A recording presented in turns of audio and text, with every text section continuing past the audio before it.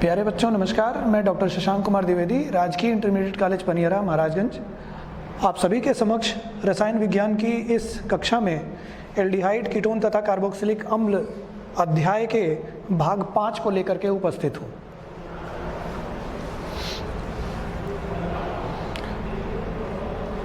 बच्चों, इस अध्याय के पहले भागों में आपने एल्डिहाइड और कीटोन के बारे में पढ़ा है, कार्बोक्सिलिक एसिड से भी आप परिचित हैं, उसके नामकरण के बारे में पढ़ा है, नामकरण के साथ साथ उसकी संरचना के बारे में भी पढ़ा है।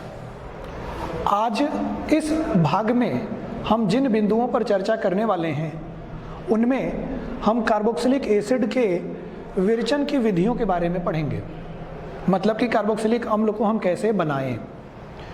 दूसरी जो चीज़ पढ़ेंगे वो है कार्बोक्सिलिक अम्ल के भौतिक गुणों के बारे में, और तीसरा हम कार्बोक्सिलिक अम्ल के रासायनिक गुणों के बारे में भी पढ़ेंगे।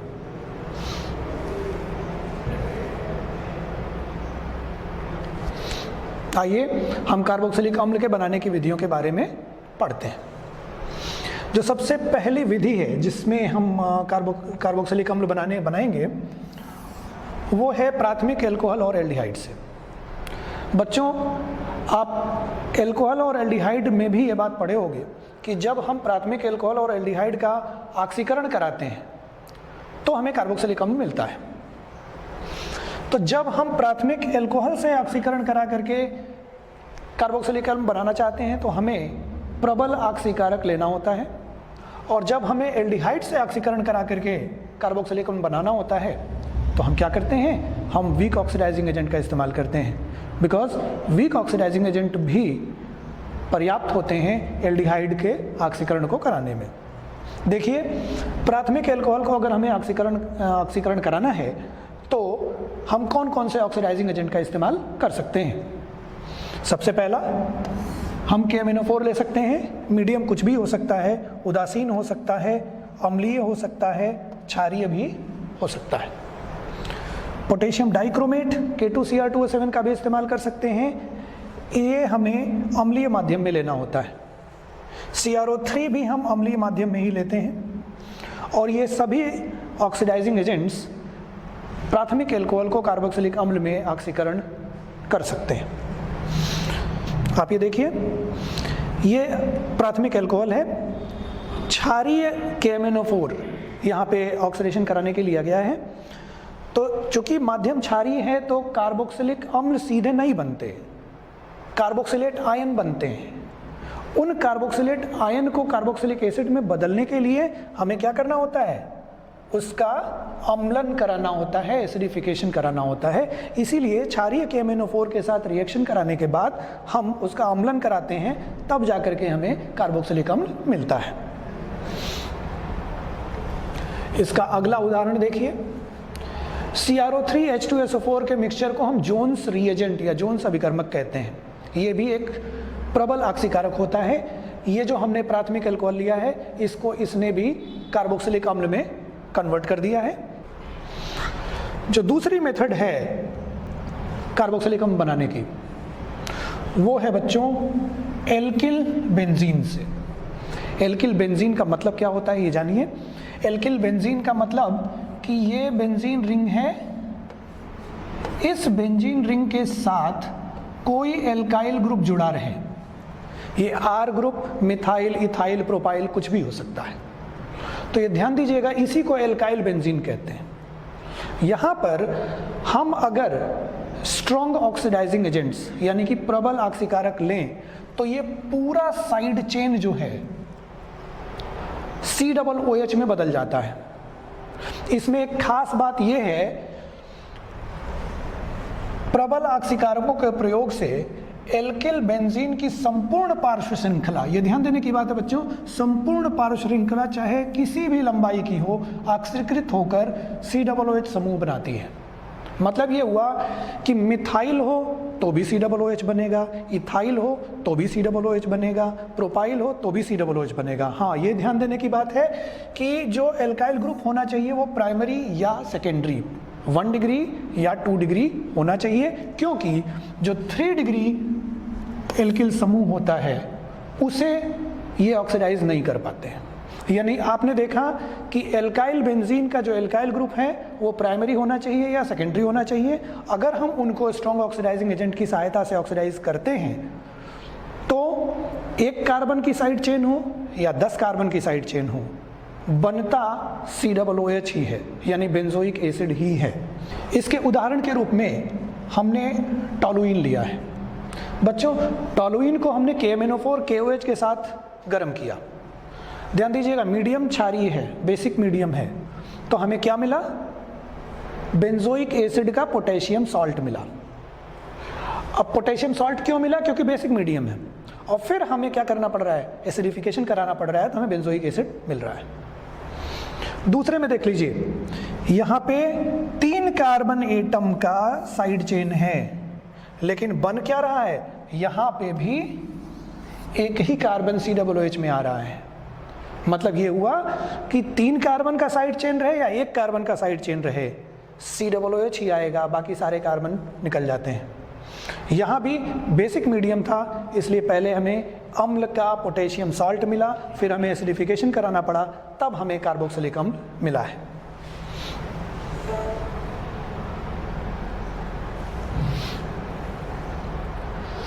आइए तीसरे तरीके की बात करते हैं।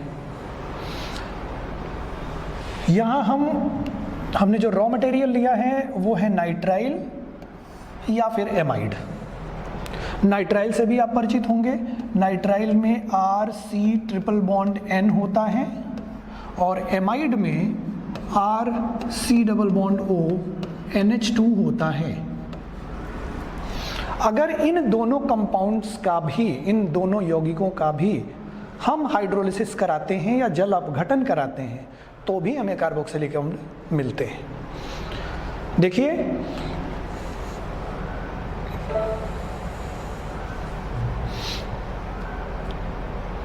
ये जो हमने उदाहरण लिया है ये इथेन नाइट्राइल है। देखिए, H+ या OH- दोनों में से कोई भी आप कैटलिस्ट के रूप में, उत्प्रेरक के रूप में ले सकते हैं। H+ ले सकते हैं या OH- ले सकते हैं। देखिए, हाइड्रोलिसिस करा रहे हैं हम, जल अपघटन करा रहे हैं। ये देखिए, C≡N कन्वर्ट हो रहा है COOH में, लेकिन ये बीच में ये इंटरमीडिएट अवस्था है जो एमाइड है।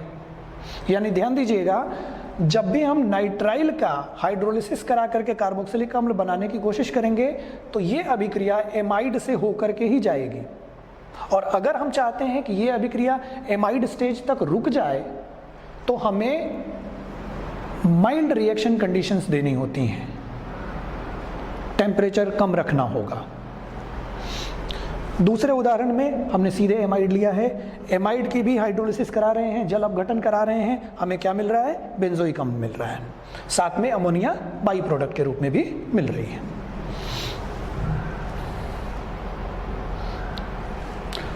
अगली मेथड की बात करते हैं बच्चों, ग्रिग्नार्ड रिएजेंट। आप सभी लोग परिचित हैं ग्रिग्नार्ड रिएजेंट। ग्रिग्नार्ड रिएजेंट क्या होता है? ग्रिग्नार्ड रिएजेंट होता है RMgBr या X, कोई भी हैलोजन हो सकता है। ये कार्बन और मैग्नीशियम के बीच का बॉन्ड पोलर होता है, ध्रुवीय होता है। इसके ऊपर पार्शियल नेगेटिव और इसके ऊपर पार्शियल पॉजिटिव चार्ज होता है। यहाँ से ये एल्काइल ग्रुप R- के फॉर्म में, यानी कि न्यूक्लियोफाइल के फॉर्म में निकलता है। यानी आप ये समझ सकते हो कि ये जो ग्रिग्नार्ड रिएजेंट है ये न्यूक्लियोफाइल का सोर्स है। चलिए, अब हम जब इसी ग्रिग्नार्ड रिएजेंट का कार्बन डाइऑक्साइड, ठोस कार्बन डाइऑक्साइड, जिसे हम ड्राई आइस का भी नाम देते हैं, शुष्क बर्फ भी कहते हैं, जब हम उसके साथ इसकी अभिक्रिया कराते हैं तो भी हमें कार्बोक्सिलिक अम्ल मिलता है। यहाँ भी हमें क्या करना पड़ता है? अम्लन कराना पड़ता है। देखिए इसकी अभिक्रिया को, देखिए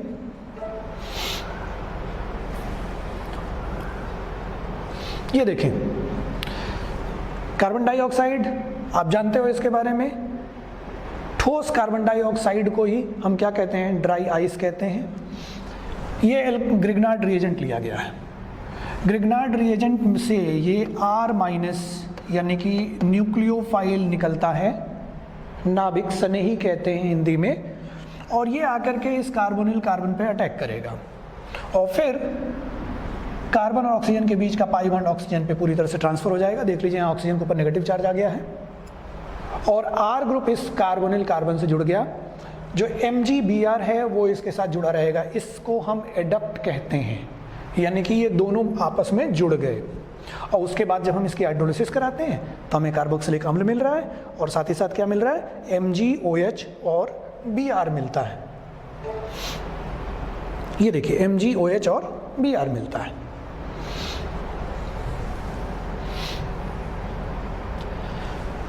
हमारे पास मिथाइल ब्रोमाइड है।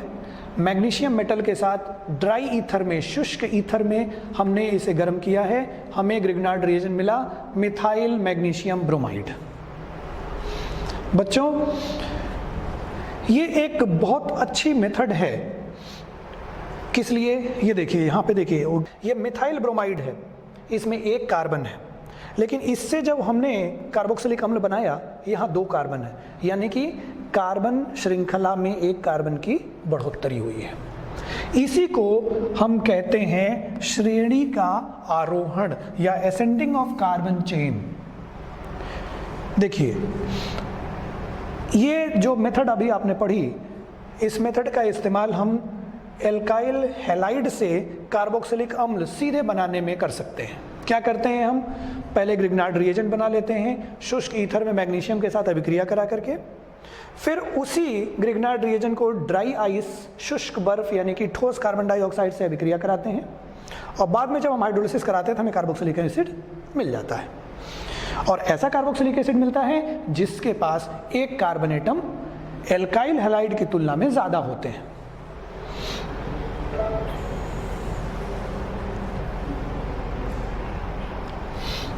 बच्चों अगली मेथड पे चलते हैं। अगली जो मेथड है उसमें हमने रॉ मटेरियल लिया है एसाइल हैलाइड या एसिड हैलाइड और एनहाइड्राइड। देखिए ये एसिड हैलाइड है, CH3COCl।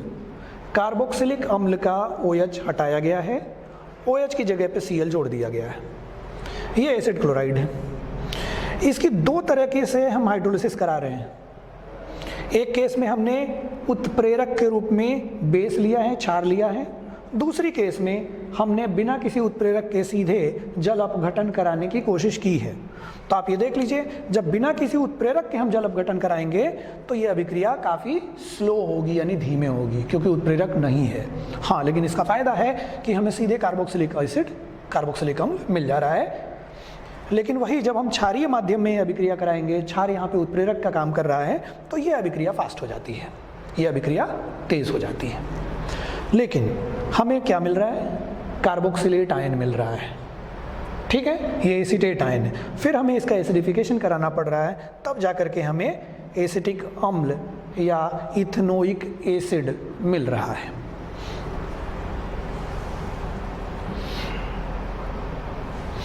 देखिए एनहाइड्राइड की बात करते हैं, एसिड एनहाइड्राइड। एसिड एनहाइड्राइड, यहाँ हमने जो एनहाइड्राइड लिया है उसका नाम है बेंजोइक इथेनोइक एनहाइड्राइड।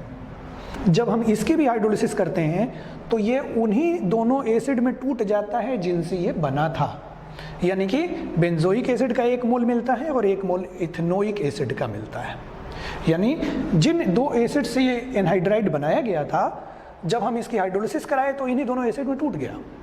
तो इसलिए ये भी एक महत्वपूर्ण विधि है कार्बोक्सिलिक अम्ल को बनाने की। अगली जो बात करेंगे हम एस्टर से, एस्टर के बारे में। अब देखिए ये एस्टर लिया गया है इथाइल बेंजोएट। इसका हमने पहले मेथड में क्या किया है? वाटर साथ ही साथ H+ यानी कि एसिडिक हाइड्रोलिसिस करा रहे हैं, ठीक है, जल अपघटन करा रहे हैं अम्लीय माध्यम में। हमें सीधे कार्बोक्सिलिक अम्ल मिल रहा है, ये बेंजोइक एसिड मिला और साथ ही साथ हमें क्या मिला? इथेनॉल मिला। बच्चों अगला केस वही इथाइल बेंजोएट को जब हम बेस के साथ इसको हाइड्रोलाइज करा रहे हैं तो हमें क्या मिल रहा है? इथेनॉल तो मिला, लेकिन ये क्या मिल रहा है? ये हमें मिल रहा है बेंजोइक एसिड का सोडियम सॉल्ट। अब इसको जब हमें कार्बोक्सिलिक अम्ल में कन्वर्ट करना होगा तो हमें इसका एसिडिफिकेशन कराना होगा। देख लीजिए यहाँ पे H3O+ से जब हमने अभिक्रिया कराई है तब ये बेंजोइक अम्ल मिल रहा है। ठीक है बच्चों, यहाँ भौतिक गुणों का अध्ययन करते हैं। सबसे पहले हम बात करेंगे भौतिक अवस्था की। देखिए, पहले 9 सदस्य अरुचिकर गंध वाले रंगहीन द्रव एवं उच्च सदस्य रंगहीन मोम जैसे ठोस होते हैं। बच्चों, यहाँ एक बात हम आपको बता दें कि पहले 9 सदस्य को ये कह रहा है कि अरुचिकर गंध वाले रंगहीन द्रव होते हैं, लेकिन बाद वाले मोम जैसे ठोस होते हैं। पहले इसको जान लीजिए, इसका क्या होता है। आप एक बात याद रखिएगा कि चाहे हम किसी भी फंक्शनल ग्रुप वाले कंपाउंड की बात कर रहे हों, जैसे जैसे मॉलिक्यूलर वेट बढ़ता जाएगा, जैसे जैसे अणुभार बढ़ता जाएगा, वैसे वैसे वंडर वाल फोर्सेज ऑफ अट्रैक्शन का जो मैग्नीट्यूड होता है वो बढ़ता जाता है। इससे उसका बॉइलिंग पॉइंट बढ़ता जाता है, साथ ही साथ मेल्टिंग पॉइंट भी बढ़ेगा। इसीलिए जो पहले 9 सदस्य का मतलब जिसमें पहले 9 कार्बन एटम हो, 10वें कार्बन एटम के बाद वाले जो कार्बोक्सिलिक अम्ल होते हैं वो मोम जैसे ठोस होते हैं। बच्चों, इनकी विलेयता के बारे में बात करें। विलेयता बहुत ही महत्वपूर्ण विषय है जब हम भौतिक गुणों की बात करते हैं। बच्चों, लाइक डिसॉल्व्स लाइक, ये बात आप पढ़ते आ रहे हो। अगर कोई पोलर आयनिक कंपाउंड है तो पोलर सॉल्वेंट यानी कि जल में विलेय होता है, और जितने भी नॉन पोलर ऑर्गेनिक कंपाउंड होते हैं वो सारे के सारे ऑर्गेनिक विलायकों में विलेय होते हैं। चूंकि ये भी ऑर्गेनिक कंपाउंड है, कार्बनिक कंपाउंड है, कार्बनिक यौगिक है, तो ये भी कार्बनिक विलायकों में घुलेगा। सही भी है, घुलता है। लेकिन बहुत सारे ऐसे कार्बनिक यौगिक होते हैं जो कार्बनिक विलायकों के अलावा जल में भी घुलनशील होते हैं। कारण क्या है उसके पीछे? कारण ये बात याद रखिएगा, अगर कोई भी ऑर्गेनिक कंपाउंड जल के साथ अंतराण्विक हाइड्रोजन बंध, इंटरमॉलिक्यूलर हाइड्रोजन बॉन्ड बना सकता है तो वो जल में घुलेगा, नहीं बना सकता तो नहीं घुलेगा। कौन कौन बनाता है आप पढ़ के आए हो, एल्डिहाइड, कीटोन, कार्बोक्सिलिक अम्ल, इसके पहले पढ़ा आपने एल्कोहल। ठीक है, ये सभी जल के साथ हाइड्रोजन बॉन्ड बना सकते हैं। शर्त ये है कि इसका जो एल्काइल पार्ट है वो छोटा होना चाहिए, क्योंकि एल्काइल पार्ट हाइड्रोफोबिक होता है, वो वाटर में नहीं मिलना चाहता, जल में नहीं मिलने देता। तो जब तक वो छोटा है तब तक ये सभी फंक्शनल ग्रुप कौन कौन से, एल्डिहाइड, कीटोन, कार्बोक्सिलिक एसिड, आगे एमीन आएगा, एल्डिहाइड की बात हम कर ही चुके हैं, ये सारे के सारे क्या करते हैं, ये सभी जल में घुल जाते हैं अगर इनका एल्काइल पार्ट छोटा है। एल्कोहल भी घुलता है। बच्चों, ये स्लाइड बता रही है कि किस तरह से जल के साथ इंटरमॉलिक्यूलर हाइड्रोजन बॉन्ड बनाया हुआ है। बॉइलिंग पॉइंट, बच्चों, किसी भी कार्बनिक यौगिक का जो क्वथनांक होता है वो इस बात पे डिपेंड करता है कि मॉलिक्यूल्स के बीच, यौगिकों के बीच जो आकर्षण बल है वो कैसा है। जो मुख्य आकर्षण बल पाए जाते हैं कार्बनिक यौगिकों में वो कौन कौन से होते हैं? हाइड्रोजन बंध होता है, डाइपोल डाइपोल अट्रैक्शंस होते हैं, वंडर वाल्स फोर्सेस होते हैं, जिनमें हाइड्रोजन बॉन्ड सबसे स्ट्रांग होता है। तो ये जो आपके कार्बोक्सिलिक अम्ल हैं, इनमें अंतराण्विक हाइड्रोजन बंध भी बनता है। मतलब न सिर्फ ये जल के साथ हाइड्रोजन बंध बनाते हैं, जो अभी आपने थोड़ी देर पहले पढ़ा, आपस में भी हाइड्रोजन बंध के द्वारा ही ये जुड़े रहते हैं, और ये बहुत ही स्ट्रॉन्ग फोर्स ऑफ अट्रैक्शन होता है। इसीलिए समान अणुभार वाले दूसरे यौगिकों की तुलना में इनका क्वथनांक ज़्यादा होता है। आप ये उदाहरण के रूप में हमने ये लिया है, आप देखिए यहाँ पे ये हाइड्रोकार्बन है, एल्केन है, ये एल्डिहाइड है, ये एल्कोहल है, ये कार्बोक्सिलिक अम्ल है। देखिए यहाँ वंडर वाल फोर्स पाया जाता है, इसलिए इसका जो क्वथनांक है यानी बॉइलिंग पॉइंट है वो 309 केल्विन है। इसका थोड़ा सा ज़्यादा हुआ क्योंकि यहाँ डाइपोल डाइपोल अट्रैक्शन है, 322 केल्विन है। इसका और ज़्यादा हो गया क्योंकि यहाँ इंटरमॉलिक्यूलर हाइड्रोजन बॉन्ड पाया जाएगा, 370 केल्विन हो गया। इसका देख लीजिए 390 केल्विन हो गया। क्योंकि यहाँ जो इंटरमॉलिक्यूलर हाइड्रोजन बॉन्ड है वो बहुत ही स्ट्रॉन्ग है, इवन इसकी तुलना में भी ज़्यादा स्ट्रॉन्ग है, क्योंकि यहाँ जो कार्बोनिल ग्रुप आया है, इस कार्बोनिल ग्रुप ने OH बॉन्ड की पोलैरिटी इसकी तुलना में ज़्यादा कर दी है। इसीलिए जो इंटरमॉलिक्यूलर हाइड्रोजन बॉन्ड कार्बोक्सिलिक अम्ल के केस में बनता है वो इससे भी मजबूत होता है। बच्चों आगे चलते हैं, गलनांक की बात कर लें। यहाँ भी एक सिंपल बात कि जो क्वथनांक का ऑर्डर था लगभग वही फॉलो होगा, अणुभार बढ़ने के साथ साथ गलनांक भी बढ़ता जाता है। हाँ, एक इसमें खास बात जानने की है कि जहाँ पर सम संख्या में कार्बन परमाणु होते हैं उन यौगिकों का गलनांक विषम संख्या वाले कार्बन परमाणुओं से ज़्यादा होता है।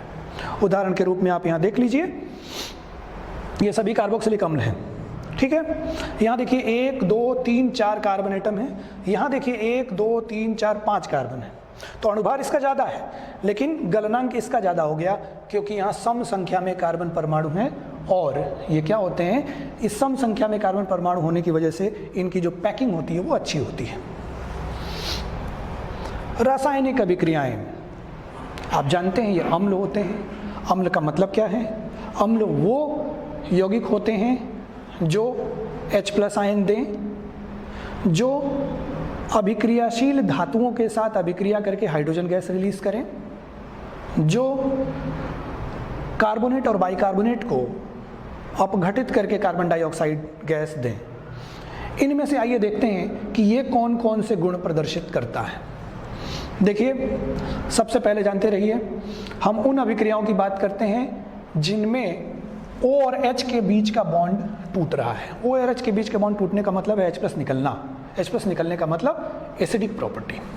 बच्चों यहाँ देख सकते हो आप, कार्बोक्सिलिक अम्ल सोडियम मेटल के साथ रिएक्ट करके सॉल्ट बना रहा है, हाइड्रोजन गैस रिलीज कर रहा है। ये प्रूव कर रहा है कि इसमें अम्लीय गुण हैं। दूसरा देख लीजिए, क्षार यानी कि NaOH के साथ अभिक्रिया करके लवण बना रहा है, जल दे रहा है, मतलब ये हुआ कि ये भी क्या है, ये भी अम्लीय गुण है। ये एक खास बात, कार्बोक्सिलिक अम्ल दुर्बल क्षारक जैसे कार्बोनेट व बाइकार्बोनेट के साथ अभिक्रिया करके CO2 गैस उत्पन्न करता है। आप देख लीजिए, कार्बोक्सिलिक अम्ल लिया हमने, सोडियम बाइकार्बोनेट है, यहाँ पे देखिए CO2 गैस रिलीज कर रहा है। तो ये तीनों ही प्रॉपर्टी जो अम्ल होने के लिए ज़रूरी है वो ये शो कर रहा है। देखिए जल में ये कैसे घुलते हैं, आप ध्यान दें, जल के साथ जब ये अभिक्रिया करता है तो ये H+ आयन डोनेट कर देता है, देख लीजिए कार्बोक्सिलेट आयन में बदल गया, और जो जल होता है ये इसका H+ लेकर के हाइड्रोनियम आयन बना लेता है। और एक बात और यहाँ ध्यान देने की है कि ये बनता ही क्यों है, बनता इसलिए है क्योंकि जो कार्बोक्सिलेट आयन है वो रेजोनेंस के द्वारा स्टेबलाइज्ड है, ठीक है। आइए थोड़ी सी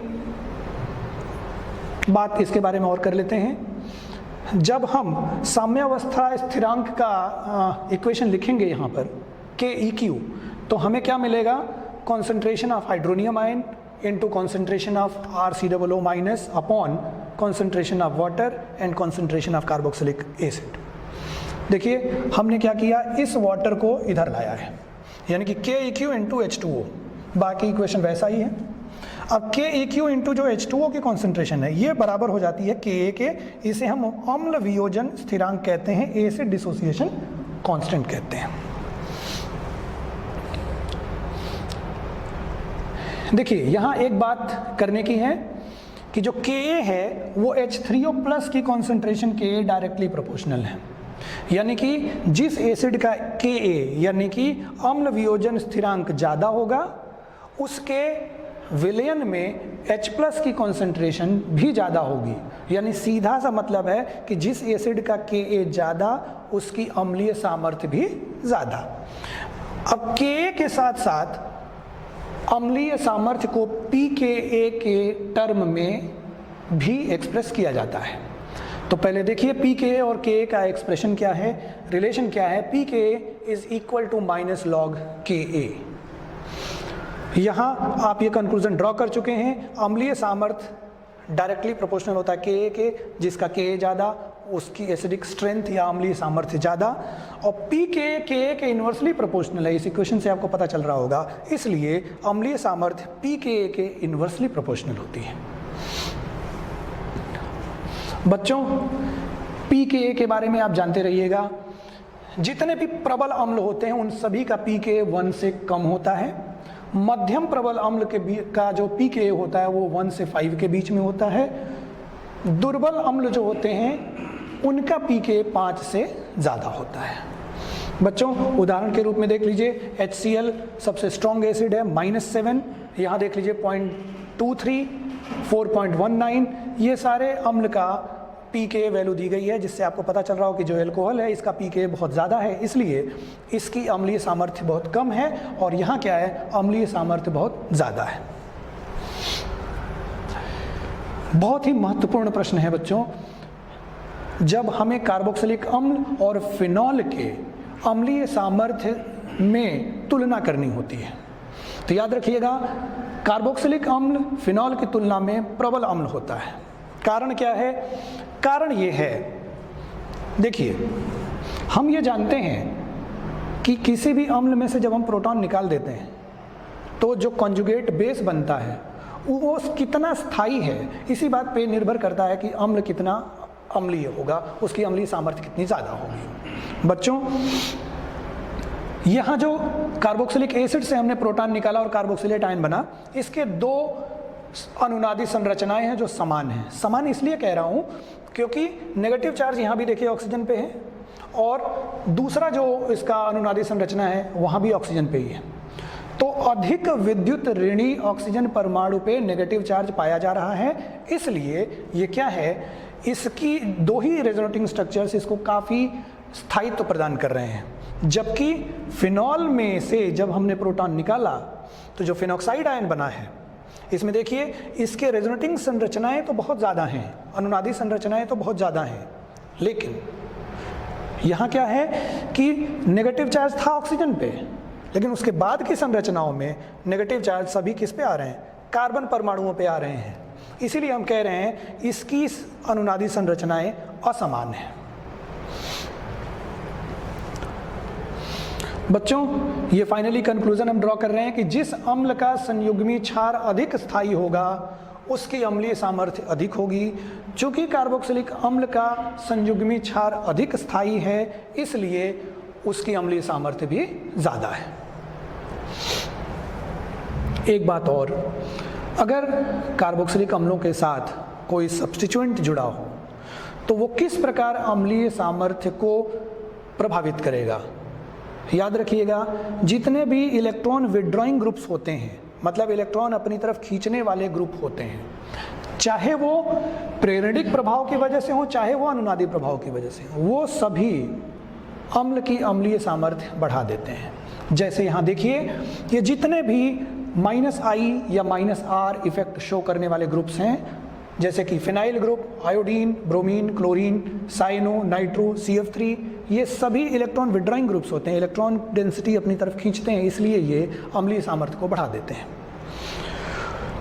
और जितने भी एल्काइल ग्रुप्स होते हैं ये सभी +I इफेक्ट शो करते हैं, इलेक्ट्रॉन डेंसिटी बढ़ाते हैं।